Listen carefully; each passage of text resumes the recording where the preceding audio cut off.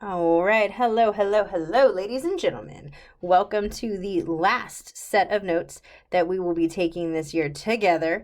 While I wish I could give them to you face to face, this will have to do. All right. So we are venturing into the fantastic world of double and half angle formulas. For those of you that are not satisfied with my fascinating notes, you can find them on page 488 in your textbook. I say that because, let's be real, I can only give you so much instruction via Play, Pause It, and YouTube. So sometimes we need a little extra reinforcement. Double angles. Okay, so double angles are just that. They are two angles the same. Okay, double angle. So the first one we're going to look at is cosine. Now, those of you that took trig, this is review. Okay, those of you that took regular algebra 2, this is something new. Hey now. So cosine of 2 theta, it can be written as cosine squared theta minus sine squared theta. But remember from 2 weeks ago, I think it was 2 weeks ago, our Pythagorean identities. Yep, 2 weeks ago. And cosine squared theta can be rewritten as 1 minus sine squared theta.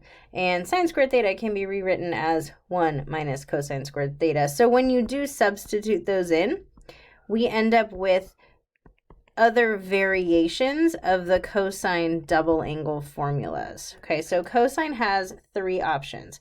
Jesslyn, I'm changing colors for you. Okay, cosine has 3 double angle formulas. Sine only has 1. So sine double angle is equivalent to 2 times sine theta cosine theta. And then tangent also has 1. So tangent double angle is equal to 2 tan theta over 1 minus tangent squared theta. And when I say double angle, let's say that I'm going to thought bubble over here so you guys can have some idea of what I'm talking about. I needed to find the trig function. Let's say we wanted to find the cosine of, 300 degrees, and you couldn't remember off the top of your head what that was. Well, you could rewrite this as the cosine of 2 times 150, if that was a value that you knew. Okay, and then when you plugged it in, it would be the cosine of 150 squared minus the sine of 150 squared. So that's where the theta comes into play. Okay, it helps us to figure out exact values of trig functions. Pretty nifty. So prove it. Prove it, Patterson. How does this work? Well, if you don't trust me, take cosine. Okay, cosine, for example, since that has the 3 variations. If I asked you to find the cosine of theta plus theta, could you then tell me that that was the cosine of 2 theta? Well, yeah, because x plus x is 2x. But this is cosine of a plus b. It's that sum formula. So we can say that it's the cosine of the first angle times the cosine of the second. Sum and difference formulas, cosine changes. So minus sine of the first angle, sine of the second. And then you're just left with cosine squared theta minus sine squared theta. And that's the first double angle formula. Bam! Okay, now let's say you didn't believe me on the Pythagorean identity piece. Okay, well, I'm going to substitute in for sine squared theta. We know that that can be written as 1 minus cosine squared theta. And then distribute the negative, because mathematically that's what do we do? And we end up with 2 cosine squared theta minus 1. And that is the second double angle identity. It's pretty awesome. It follows suit for sine and tangent. I'll do sine with you real quick. We don't need to do all of these. But if I have sine of 2 theta, that can be rewritten as the sine of theta plus theta, because that's all it is. And then you use the sum formula. So you have the sine of theta times the cosine of theta plus, because it's the same for sine, cosine of the first angle, sine of the second, and you end up with 2 sine theta cosine theta. So do they work? Heck yeah, I just showed you. Pretty fantastic. Yeah. So I'm not just throwing some identities, some formulas at you because I thought it would be fun. It legit has reasoning behind it, okay? So now that we have these double angle formulas, we can rearrange them to get some different formulas, all in terms of cosine, actually. It's pretty fascinating. So if we have cosine of 2 theta is equal to cosine squared theta minus 1. We can't, oh, 2. I always forget the 2. Gosh darn it. We could isolate cosine squared. And the reason why we're doing this, there is purpose, is because it may show up in your homework, okay? It may be something that you need to use. So I want you guys to see, to be exposed to understand that you can manipulate just by moving mathematically. Okay, so then I'm going to add 1. So we get 2 cosine squared theta is equal to the cosine double angle plus 1. And divide by 2. So cosine squared theta can be rewritten as 1 plus the cosine double angle all over 2. Okay, so that's one variation. Another variation is if we used the cosine squared double angle of sine, which is 1 minus 2 sine squared theta. Okay, pardon me, isolate the sine squared. So we get negative 2 sine squared theta is equal to cosine double angle minus 1. Now we are dividing by negative 2, which means we're going to change some signs. So we could substitute for sine squared 1 minus cosine double angle all over 2. Interesting, huh? So sine squared could be 1 minus cosine squared theta, but we now know that it can also be this guy. Okay, the last one is tangent. Okay, so if we have tangent, and this is probably the most useful out of all these 3 variations I'm showing you, if we have tangent double angle, well, it's fair to say that this is sine double angle over, over cosine. Okay, then we can write it out as sine divided by cosine. That's fair. But there's so many variations for cosine double angle that that's not really going to help us. So we're going to approach tangent a little bit differently. We're going to say tangent squared theta, okay? And that is sine squared theta over cosine squared theta. Ah, yes, very good. This is cosine squared, this is sine squared. So now let's write it out and see if that helps us a little bit. And it does, because if we're using the double angle, it's not really going to lead us anywhere. We're going to sit there and play with the different variations. So let's stick with the squareds. So sorry, guys. And this becomes 1 minus cosine double angle over 2 divided by 1 plus cosine double angle over 2. And then keep the first fraction the same. Change to multiplication because we're dividing reciprocals. We're dividing fractions, sorry, and then take the reciprocal. I'm losing my mind. And then we can see that tangent squared theta is equal to 1 minus cosine double angle over 1 plus cosine double angle. Interesting. So we have these 3 variations, all for sine squared, cosine squared, and tangent squared, that can be rewritten. That's pretty fantastic. I'm just quiet so you can let it sink in for a little bit. All right, so let's look at our half angle formulas, and then we'll play around with all of these and see where we go. Half angle formulas. Write them with me, please. Okay, sine half angle, and I'm going to use alpha, is equal to plus and minus the square root of 1 minus cosine alpha all over 2. Okay, plus and minus depends on the angle that we're trying to find, and I'll talk about that as we go into example number 1. You might also see this written as, and I think, no, your book has it like that. Okay, good, I'm looking at it. Well, if I squared, work backwards with me real quick. If I squared both sides, right? So then it was sine squared alpha over 2 equals 1 minus cosine alpha over 2. Doesn't that look very similar? If we look at our variation and we say, I want to let theta equal alpha over 2. You can say that. You can let theta be anything you want it to be because it's this unknown angle, right? Then we would have sine squared alpha over 2 equal to 1 minus cosine 2 times alpha over 2 all over 2. These cancel. You're left with alpha. Oh my gosh. Yes, ladies and gentlemen, the half angle formulas are derived from the double angle. Oh, man. You gotta love math. Okay, cosine, yes, you do, Jesus, if you're even watching these, is equal to plus and minus the square root of 1 plus cosine alpha all over 2.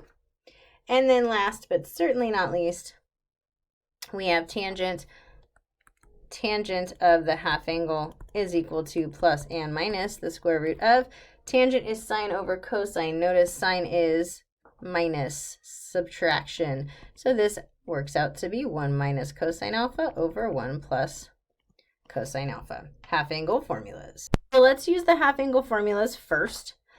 It's asking us to find the sine of 225. Okay, so that's ultimately what we're looking for. Well, if I'm using the half angle formula, that means that 225 needs to equal alpha over 2. What am I going to do? Yes, good, you're going to multiply by 2. So when to find alpha, when you are using the half angle formula, you must double the angle that you're given. Okay, when you're using the half angle formula, you must double the angle that you're given. So we are using sine half angle. So we're going to say that the sine of 45 degrees over 2, because this is our original, we're not creating something new, okay, is equal to plus or minus the square root of 1 minus, because it's subtraction, it's sine, the cosine of 45 degrees all over 2. All right, here we go. So it equals plus and minus the square root of 1 minus rad 2 over 2 all over 2. I am going to split this up a little bit because you know I hate having fractions over fractions over fractions. 1 minus 2, rad 2 over 2 becomes 2 minus rad 2 all over 2 divided by 2. I took this and placed it here. If we come over here, we end up with plus and minus the square root of 2 minus rad 2 all over 2 times 1/2, which becomes plus and minus the square root of 2 minus rad 2 all over 4, but we can take the square root of 4, so we get plus and minus the square root of 2 minus rad 2 all over 2. Now the plus and minus, here's where you have to do some analysis. It's not just going to come to you in your arithmetic, sorry. You need to figure out sine of 225. This is in the first quadrant, so these don't matter. Sine is positive, so therefore it's going to be a positive value. We're not finding the sine of 45. We're finding the sine of 225, so therefore that's the sine we go off of. Okay?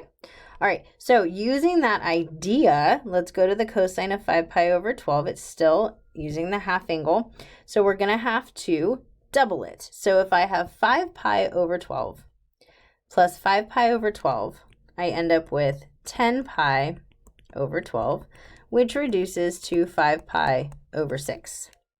5 pi over 6 is in the second quadrant. I'm right there, and it happens to have a 30-degree reference angle. We're going to end up needing the cosine of 5 pi over 6. Hopefully you guys know that off the top of your head, but if you don't, it is a negative value because we're in the second quadrant. 30-degree reference angle, that means it's negative rad 3 over 2.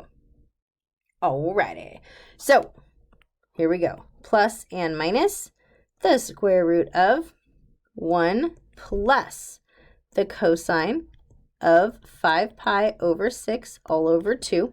I'm going to go over here. Follow my arrows, please.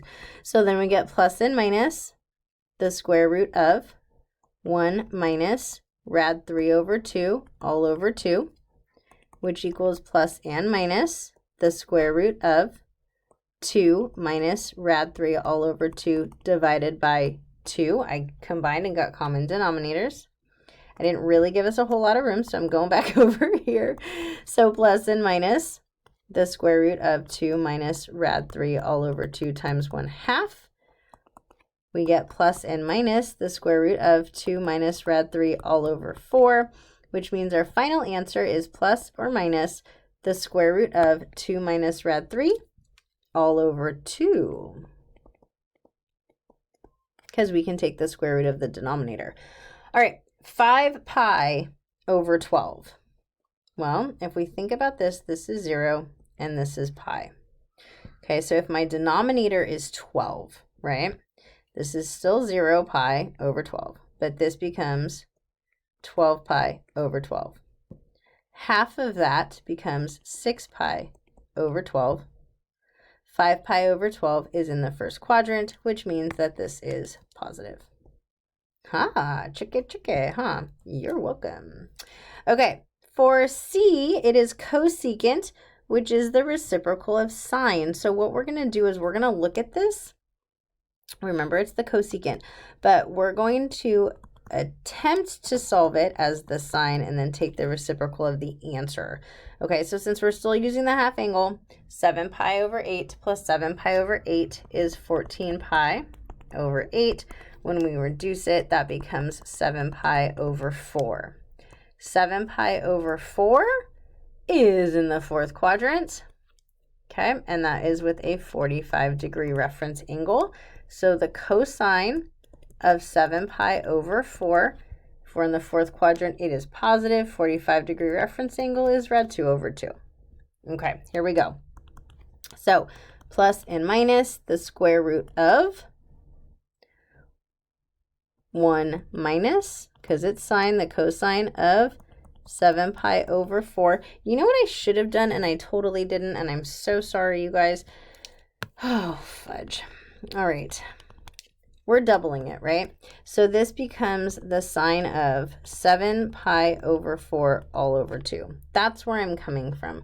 I hope you were with me on that one over here. I am so gosh darn sorry.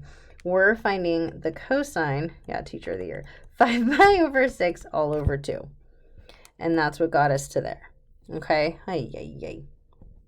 All right. So then this becomes plus and minus the square root of 1 minus the cosine of 7 pi over 4 all over 2. I'm going to go back over here, which becomes plus and minus the square root of 1 minus rad 2 over 2 all over 2. Still plus and minus the square root of 2 minus rad 2 all over 2 divided by 2. So plus and minus the square root of 2 minus rad 2 all over 2 times a half. Yes, you can skip a step right now and just go straight to the square root of 2 minus rad 2 all over 2. Now, originally, we're looking for 7 pi over 8. Okay, so is cosecant going to be positive or negative? Well, this is 0, this is pi. If the denominator is 8, this is 0 pi over 8. This is 8 pi over 8. This is half, so 4 pi over 8. So we're in the second quadrant. It is positive, but we're looking for cosecant. So just take the reciprocal. 2 over the square root of 2 minus rad 2. Don't rationalize. Totally fine with that. Nice. Excellent job, you guys. All right, we have a couple more examples to do. Just 2, 3, and 4. 4 looks wicked long, but I promise it's not. Okay, well, it's a little bit long, but these next two are not very long. Okay, so let's do red. We haven't done red in a while. Okay. Sorry. I know if I didn't care so much about colors, we'd be done by now, right? Wrong. Okay, I'm going to do gray. So solve between 0 and 2 pi. Okay, so we look at this, we might try to throw in some of the double angles and then solve from there, but I don't really see any similarities. I see that I'm going to get sine cubes, I'm going to get sine squared, I'm going to get a huge fat headache. I also see something from last set of notes. I see cosine, cosine, sine, sine. I'm going to rewrite this as the cosine of the first angle plus the second angle equal to a half. It's the cosine sum formula. And then this just becomes, because theta is theta, you can't change that. Cosine of 3 theta equal to a half. So 3 theta is the inverse cosine of 1/2. So we know, because of our extensive unit circle knowledge, that 3 theta If cosine is positive, we're in the first and the fourth quadrant. Cosine has a value of 1/2, so it's pi over 3 in the first quadrant, plus 2 pi k as I travel around our origin, and 5 pi over 3 plus 2 pi k. But remember from eons ago, we have to divide everything by 3 because we're solving for theta. Remember theta. So theta is equal to pi over 9 plus 2 pi over 3k. That 3 in front is a phase shift. It affects the horizontal stretch and compression. It affects the period. So we have to divide everything by 3 and then write out where it's going to exist on that full rotation. Now, if my denominator is 9, right, 2 pi, one full rotation, is equivalent to 18 pi over 9. So we want to make sure that we don't go over that value. Okay, so here we go. Pi over 9 plus 2 pi over 3. So that's going to be 6 pi over 9. So then 7 pi over 9. And then 13 pi over 9. And then 19 pi. Oh, nope, that goes past. And then for the next one, we have 5 pi over 9 plus 2 pi over 3, which is 6 pi over 9. So that becomes 11 pi over 9. And then 17 pi over 9. And then 20. Oh, yep, we got to stop there. So theta is pi over 9, 5 pi over 9, 7 pi over 9, 11 pi over 9, 13 pi over 9, and 17 pi over 9. And you thought this would go away. No, it's rad. It's so cool, you guys. Everything's coming together. It really is beautiful. Okay, I'll stop saying that. Okay, here we go. Cosecant of 2 theta equals, and that's our goal to establish.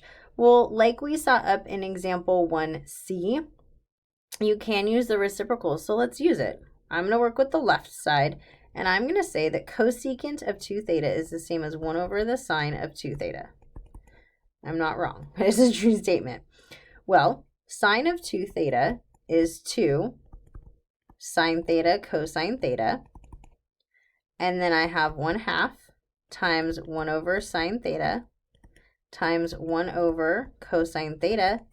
Dun, da, da, 1/2 secant theta cosecant theta. We are done. Make sure that you finish out your sentence mathematically to show your proof. Right? Don't you wish they were all like that? Yeah, I know. All right, last but not least, ladies and gentlemen, we are asked to use the information given about the angle to find the exact values. Okay, this is on your homework, so don't just skip this. We are given that the cosine of theta is -2 over 5, and it is between pi and 3 pi over 2. So we are in the third quadrant. Okay, so here is theta. The cosine is -2 over 5. Using the Pythagorean theorem, we have 25 minus 4, which is 21. So this is a negative square root of 21. All right, let's get to it. We are asked to find the double angle for sine. Okay, so sine of 2 theta is equal to 2 sine theta cosine theta, and we know that theta exists in the third quadrant. So we have 2. Sine theta is going to be negative rad 21 over 5 using the triangle that we built, and cosine is going to be -2 over 5. I'm going a little bit fast simply because we've done this a ton of times with drawing the triangles, but you know you can rewind if needed. Okay, so 2 times -21, rad -21. Oh my gosh, negative rad 21. It's late, I need to go to bed. Times -2 gives us 4 rad 21 all over 25. Nothing we can reduce, not even the radical, so we are done. Okay, for the second one, it wants the cosine double angle. Well, the nice thing about cosine is you have options, and you'll still get the same answer. So since we're given the cosine, let's use that one. So cosine 2 theta is going to be equal to 2 cosine squared theta minus 1. Okay, that means we have 2 times cosine of theta is -2/5. We're going to square that minus 1. All right, so 2 times 4 over 25 minus 1. 2 times 4 over 25 is 8 over 25 minus 1.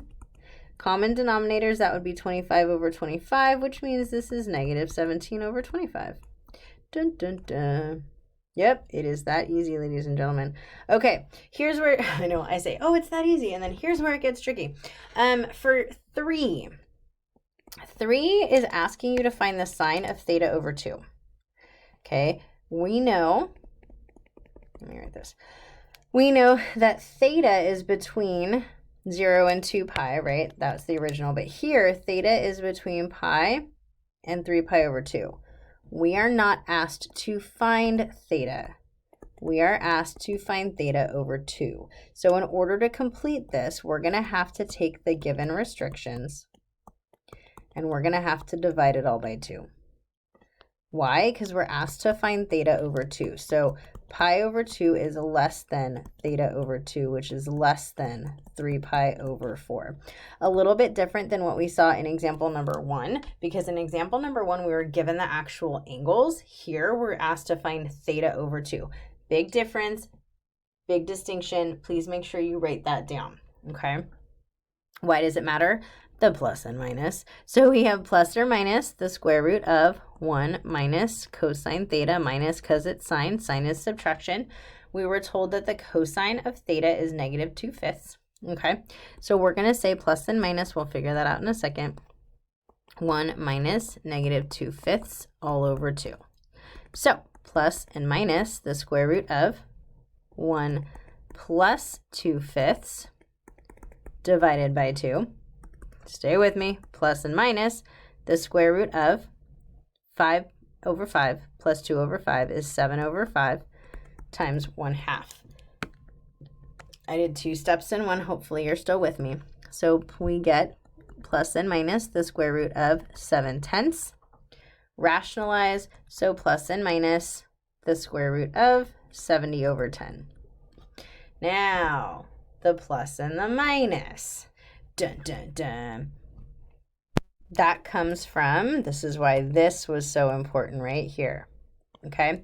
Sine between pi over 2 and 3 pi over 4. So we are in this section right here. Sine is positive, so our answer is positive. Final answer. Good.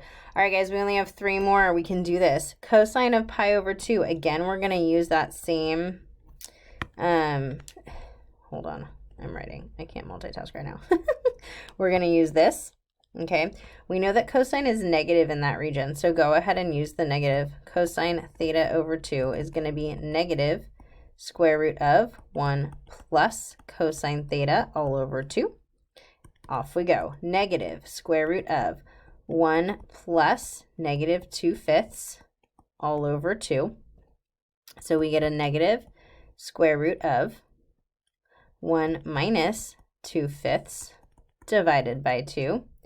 1 becomes 5 over 5, and 5 minus 2 is 3. So 3/5 times 1/2 leaves you with a negative square root of 3/10. If we rationalize, we get negative square root of 30 all over 10. In case you need a quick reminder, this is the negative square root of 3 over the square root of 10, and to rationalize, you multiply the top and the bottom by that radical. So it ends up negative square root of 30 over 10. That was a quick crash course. If you need a little bit more TLC on that one, let me know. Okay, tangent, double angle. We got 2 more. Yeah, long notes, but we're good. We're good. Okay, tangent, double angle. So tangent, double angle, we don't have to worry about plus or minuses. It is 2 tan theta all over 1 minus tangent squared theta. Okay, looking at our triangle. Tangent is opposite over adjacent, so it is negative rad 21 over negative 2. Fill in what we know. We know that 2 times negative rad 21 over negative 2 is being divided by 1 minus negative rad 21 over negative 2 squared. Okay, so these will reduce. So we get the square root of 21, the negatives canceled, being divided by 1 minus 21 over 4.